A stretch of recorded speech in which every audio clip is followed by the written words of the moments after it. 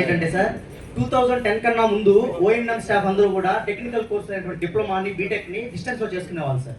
2010 కన్నా ముందు చాలా మంది ఓఎన్ఎం స్టాఫ్స్ డిప్లొమా చదివి ఇప్పుడు ఏఈ ఏడీఈ డిఈ క్యాడర్లు ఉన్నారు సార్. సో 2010 తర్వాత ఆ రిక్రూట్మెంట్ అయితే రాలేదు సార్ ఇంతవరకు. మన అదృష్టం కొద్ది సార్ 2024లో విద్యాశాఖ రిక్రూట్మెంట్ ఇచ్చింది సార్. ఎవరైతే ప్రభుత్వ ఉద్యోగులు ఉన్నారో వాళ్ళందరూ కూడా నైట్ కాలేజెస్లో డిప్లొమా చదవచ్చని పేపర్ స్టేట్మెంట్ ఇచ్చారు. దానికి తగ్గ డాక్యుమెంట్స్ ఇచ్చారు సార్. జియో రిలీజ్ చేశారు సార్ విద్యాశాఖ. దానికి సంబంధించి జేఎల్ఎం గ్రేడ్ 2 అయినటువంటి మేము చదువుకోవచ్చా లేదా నైట్ కాలేజ్లో అనేసి కాలేజ్ జాయిన్ అయ్యి మన throw proper channel Chittoor SC గారి నుంచి కార్పొరేట్ ఆఫీస్కి లెటర్ పెట్టడం జరిగింది సార్. 1 year అవుతుంది సార్ లెటర్ పెట్టి. ఆ లెటర్ కింద వరకు రిప్లై రాలేదు సార్. నైట్ కాలేజ్ లేదంటున్నారు. మేము కాలేజ్లో ఉంది సార్, చిత్తూరు దగ్గర నైట్ కాలేజ్ డిప్లొమా ఉంది సార్. ఆల్రెడీ జాయిన్ అయినారు పిల్లలు. కాలేజ్కి స్టాప్ చేస్తున్నారు సార్, క్లారిటీ లేదు మన విద్యుత్ శాఖ నుంచి అనేసి. విద్యాశాఖ ఏమో గవర్నమెంట్ ఎంప్లాయీస్ చదవచ్చని పేపర్ స్టేట్మెంట్ ఇచ్చారు, పేపర్స్ ఇచ్చారు సార్.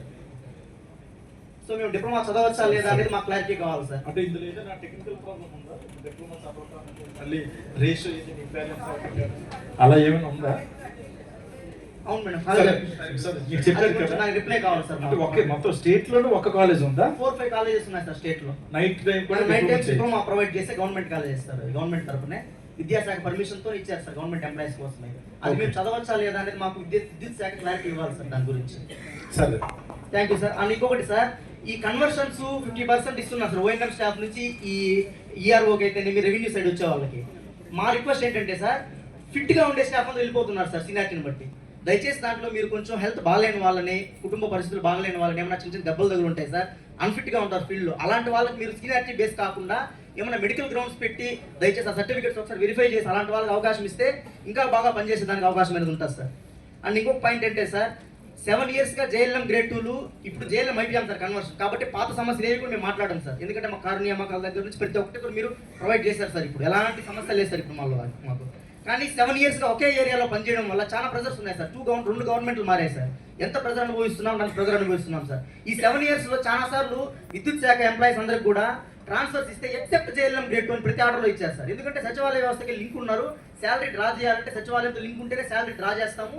సచివాలయంతో లింక్ దిగిపోతే ఊరికే మార్చడం కుదరదనే కాన్సెప్ట్ మీరు చేశారు సార్. ఇప్పుడు పూర్తిగా మేము జైల్లో అయ్యాం కాబట్టి మీరు ఈ జనరల్ ట్రాన్స్ఫర్ ఈ ఇయర్లో ఖచ్చితంగా మాకు 7 years కంప్లీట్ అయింది కాబట్టి మాకు అందరికీ కూడా general transfers, request transfer, head to head కాకుండా రిక్వెస్ట్ ట్రాన్స్ఫర్స్ ప్రతి ఒక్కరు కూడా ఇవ్వాల్సింది కోరుతున్నాం సార్. చేస్తాం. Thank you so much sir.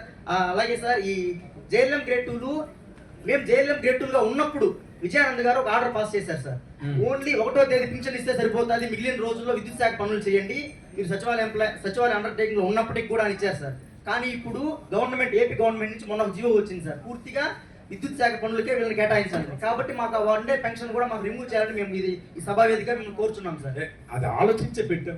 ఒకరోజు పెన్షన్ తప్పదు, గవర్నమెంట్ ప్రామిస్ చేసింది కదా కొడుకు ముందు ఇచ్చేయాలని. మరి మీ సపోర్ట్ లేకుండా ఎలా ఇస్తాం పెన్షన్? అదే ఆ ఒక్కరోజు వదిలేసాను, అది కూడా 3-4 hours. స్టాఫ్ లో జేఎల్ఎం మాత్రమే ఇవ్వాలి, మిగతా వాళ్ళకి పాసిబిలిటీ కాదా సార్? అది మేము ఇప్పుడు జేఎల్ఎం కన్వర్షన్ అయిపోయాం కదా సార్. సచివాలయం నుంచి మేము ఓఎన్ఎం స్టాఫ్ అయ్యాం. ఓఎన్ఎం స్టాఫ్ అంటే ఏంటి సార్? లైన్ మ్యాన్, మీరు అలా చూస్తున్నారు, నాకు అలా కాదు.